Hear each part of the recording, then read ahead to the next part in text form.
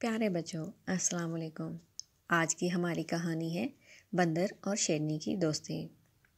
टिल्लू बंदर एक दरख्त से दूसरे दरख्त पर तेज़ी से छलांगें लगाते हुए अपने आप से बोल रहा था, जल्दी जल्दी कर टिल्लू, जल्दी, रात होने से पहले तुझे घर पहुंचना है, वरना अम्मी की डांट सुननी पड़ेगी। बचाओ बचाओ, अरे कोई है जो मेरी मदद करे, मुझे इस गड्ढे से बाहर निकाले। अचानक टिल्लू बंदरों के कानों में आवाज़ आई। टिल्लू आवाज़ की सिमत बढ़ा और इधर उधर देखने लगा, मगर उसे कुछ नज़र ना आया।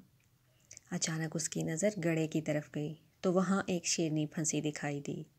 टिल्लू ने डरते हुए कहा, ये क्या रानी शेरनी, तुम यहाँ कैसे फंस गई? मुझे नहीं पता टिल्लू भाई, मेरे बच्चे भूखे थे, मैं तो जल्दी जल्दी जा रही थी।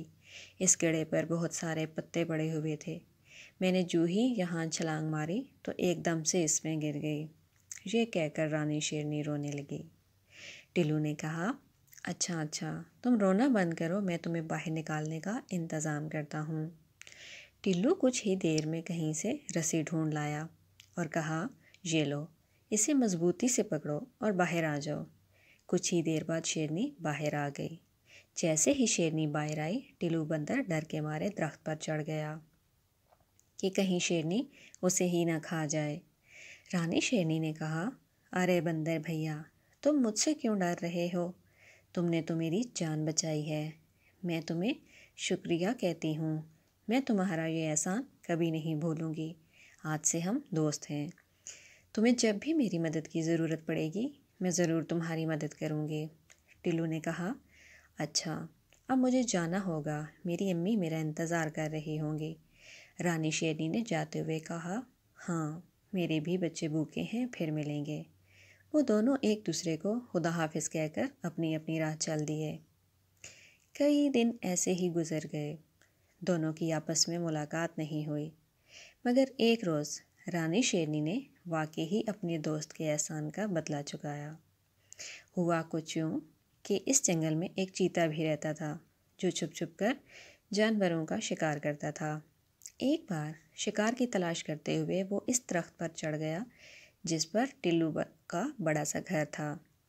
इस वक्त टिल्लू बंदर अपने घर की टहनी पर लेटा हुआ था और उसकी अम्मी किचन में थी।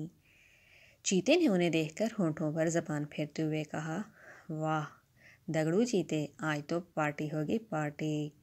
दगड़ू आहिस्ता आहिस्ता आगे बढ़ा और एकदम से टिल्लू पर हमला करके उसे अपने पंजों में दबोच लिया। दगड़ू चीते ने गुस्से से कहा, अब तुझे कौन बचाएगा, बंदर की औलाद, बचाओ बचाओ, अरे कोई तो इस सालम चीते से मेरी जान बचाए।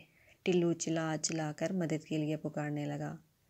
अचानक खुद को छुड़ाने की कोशिश में उसकी टांग फिसल गई और वह सीधा नीचे जा गिरा। दगड़ू चीता भी फौरन छलांग मारकर नीचे आ गया और आहिस्ता आहिस्ता बंदर के पास आते हुए कहने लगा, अब तो तुम्हारी टांग भी टूट गई, भाग भी नहीं सकते तुम। लेकिन अचानक से दगड़ू रुक गया और डरते हुए कहने लगा, रानी शेरनी, तुम मेरे रास्ते से हट जाओ। रानी शेरनी ने कहा, नहीं नहीं, नहीं हटूंगी, तुम्हें नहीं पता तुमने किस पर हमला किया है। ये मेरा दोस्त है, तुमने मेरे दोस्त पर हमला किया है। एक बार इसने मेरी जान बचाई थी। फिर रानी ने दगड़ू को बहुत मारा, इतना मारा कि वो दुम दुबा के वहाँ से भाग गया। टिल्लू बंदर ने रानी शेरनी का शुक्रिया अदा किया। रानी ने कहा, अरे नहीं टिल्लू भाई, ये तो मेरा फ़र्ज़ था। प्यारे बच्चों, इस कहानी से हमें यह सबक मिलता है कि हम अपने दोस्तों को मुश्किल वक्त में अकेला नहीं छोड़ें, उनकी मदद करनी चाहिए, चाहे जितनी ही बड़ी मुश्किल हो, हमेशा उनका साथ देना चाहिए। उम्मीद है बच्चों आपको आज की कहानी पसंद आई होगी। मज़ीद अच्छी कहानियों के लिए मेरे चैनल को सब्सक्राइब कर दो। अल्लाह हाफिज़।